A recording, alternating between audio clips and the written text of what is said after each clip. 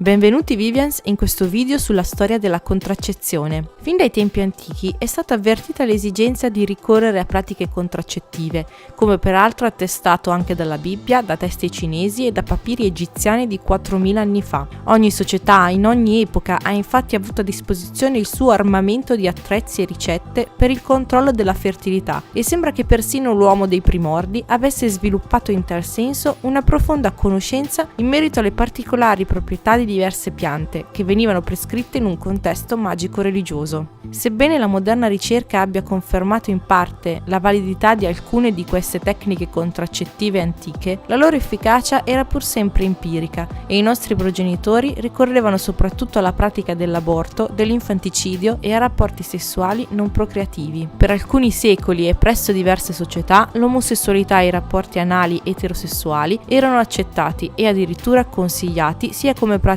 sessuale più soddisfacente di quella canonica, sia come infallibile metodo contraccettivo.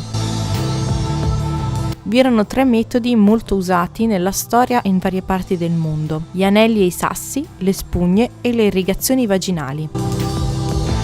Anelli e sassi. Già dall'antichità si pensava che inserire qualcosa di piccolo, per esempio sassolini, nell'utero fosse in grado di evitare le gravidanze. Pare che lo facessero i nomadi per evitare le gravidanze delle cammelle durante l'attraversamento del deserto. Da qui l'origine dei pessari, piccoli anelli in oro, argento o alluminio sostenuti da una forcella, che venivano inseriti nel canale cervicale per evitare l'annidamento dell'ovulo. Il pessario era usato anche dai romani e poteva rimanere in sede durante il rapporto, che risultava però presumibilmente doloroso.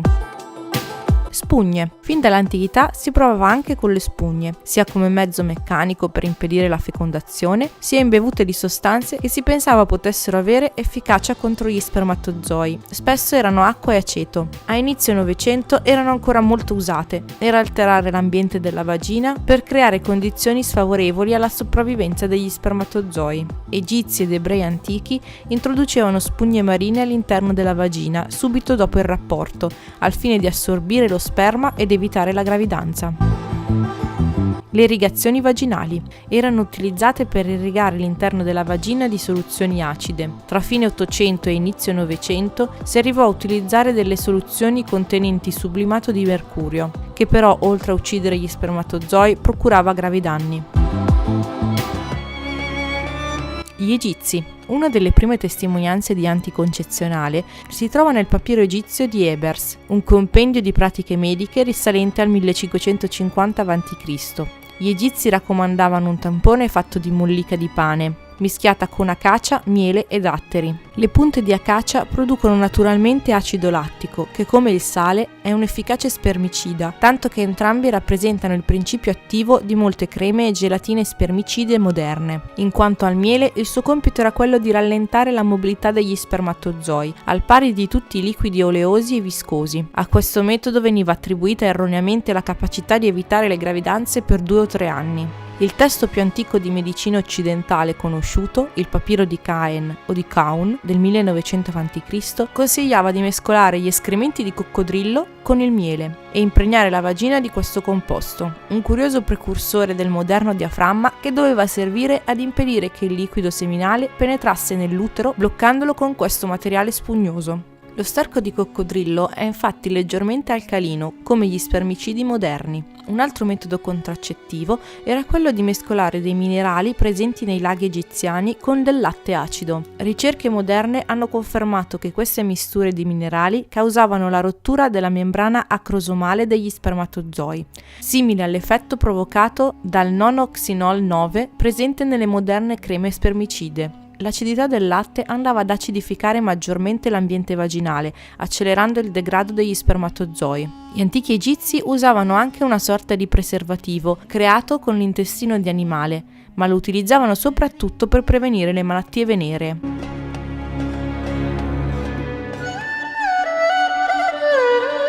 Cina. Nella Cina antica, le donne che non desideravano una gravidanza erano solite bere un bicchierino di mercurio caldo. Tale sostanza, che al giorno d'oggi sappiamo essere tossica, era anche utilizzata dagli antichi greci per curare una lunga serie di malattie veneree, tra cui la sifilide. Mercurio o piombo erano utilizzati dalle concubine dell'antica Cina per diventare sterili. Queste sostanze causano insufficienza renale, danni cerebrali e morte.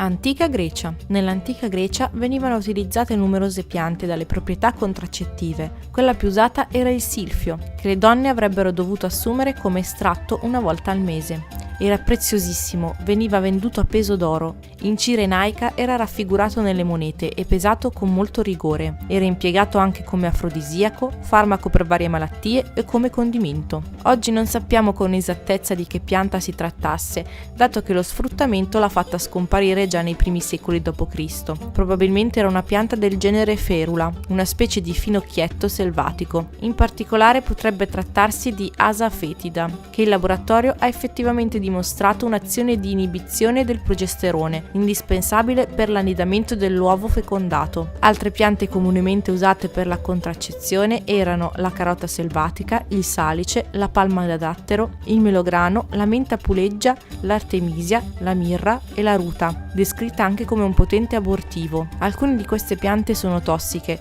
ma gli antichi greci ne avevano documentate le specifiche dosi per garantire una certa sicurezza. Studi recenti hanno confermato le proprietà contraccettive di alcune di queste piante. La carota selvatica, ad esempio, ha proprietà post-coitali che diminuiscono la fertilità. La menta puleggia può indurre la mestruazione e l'aborto. La ruta, se assunta regolarmente, diminuisce il flusso del sangue nell'endometrio, causando il suo assottigliamento e rendendolo così scarsamente nutritivo e inadatto all'impianto di un eventuale embrione.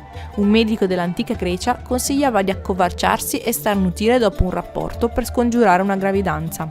Un altro metodo delle donne greche per evitare gravidanze era spennellare la parte dell'utero sulla quale cadeva il seme con olio di cedro e con un unguento al piombo o all'incenso mescolato all'olio d'oliva. Secondo Sorano, un ginecologo greco del II secolo d.C., le donne bevevano l'acqua che i fabbri usavano per raffreddare i metalli, come metodo di controllo delle nascite. Anche durante la Prima Guerra Mondiale, le donne volontariamente lavoravano nelle fabbriche a contatto con il piombo per essere sterili. La pratica poteva portare a problemi neurologici, insufficienza renale, convulsioni, coma e anche alla morte. Romani. Il mondo romano in particolare affidò la sua contraccezione soprattutto all'aborto e all'infanticidio. Le donne che non volevano affidarsi ad una mammana dell'epoca o quelle che non avevano cuore di strangolare il loro piccolo appena nato ricorrevano ad un'altra pratica molto diffusa nell'antica Roma, l'abbandono del neonato ai piedi di una colonna lattaria. Un luogo di abbandono attorno al quale si aggiravano donne disposte ad offrire latte ai bambini esposti, megere che li usavano per la preparazione di filtri e veleni, aruspici che ne facevano strumenti di operazioni magiche, nutricatores che raccoglievano i piccoli derelitti e li allevavano per farne schiavi da vendere, gladiatori, eunuchi, prostitute o fenomeni da baraccone, dopo averne deformate le sembianze con mutilazioni e storpiature. C'erano anche romani che ricorrevano ai preservativi fatti con intestini essiccati di pecora, che pur non essendo un'invenzione loro, deve ai romani il suo perfezionamento e la sua ampia diffusione. Il preservativo infatti faceva parte della dotazione di base del soldato romano, che dopo l'uso lo lavava e poi lo riutilizzava. In realtà il suo uso era finalizzato soprattutto ad evitare che una campagna militare venisse ostacolata da epidemie imputabili a malattie veneree capaci di decimare interi eserciti.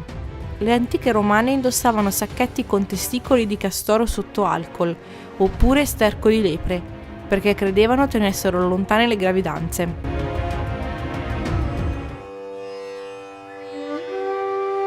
India.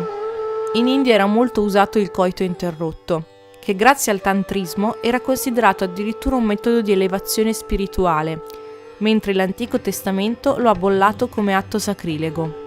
In India e in Africa si preferivano invece degli escrementi di coccodrillo quelli di elefante, che erano più acidi e dunque più efficaci.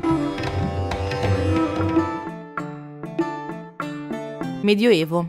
Con l'avvento del cristianesimo, per quanto non ci fossero nei Vangeli espliciti riferimenti a questo argomento, si assiste al diffondersi nei paesi occidentali di una dottrina rigida e ostile alle pratiche di contraccezione, che considerava lecito anche nel matrimonio solo l'atto sessuale rivolto esclusivamente alla procreazione. Nel 1484 una bolla papale diede una prima regolamentazione ufficiale sulla contraccezione, condannando l'opera di quelle donne che, con le loro stregonerie ed i loro incantesimi, gli amuleti e le formule magiche, soffocano, estinguono e fanno sparire i frutti delle donne, così che gli uomini non procreano e le donne non concepiscono. Questo atteggiamento non impedì numerosi tentativi per prevenire gravidanze indesiderate, per quanto spesso di scarsa efficacia, come l'utilizzo di preservativi fatti con le interiori degli animali o con la pelle dei pesci o altre volte con il lino. Nell'Europa medievale si usava anche legare alla coscia della donna durante il rapporto sessuale testicoli di donnola imbevuti di alcol. Essi avevano una funzione esorcizzante, un po' come un mazzo di peperoncini portafortuna.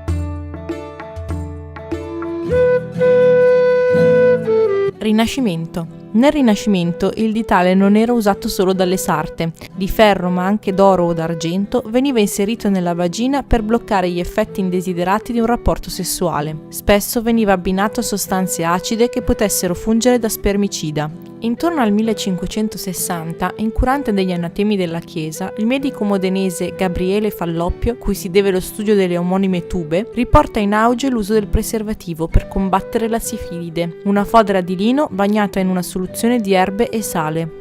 Le cellule spermali sono state scoperte appena nel XVII secolo da Anton van Leeuwenhoek grazie al microscopio. Fino ad allora i dettagli della procreazione non erano conosciuti. In Canada, nel XVI secolo, le donne cercavano di impedire il concepimento immergendo dei testicoli di castoro secchi in un concentrato di soluzione di alcol e dopo ne bevevano l'infuso. Non vi è alcuna traccia della sua efficacia.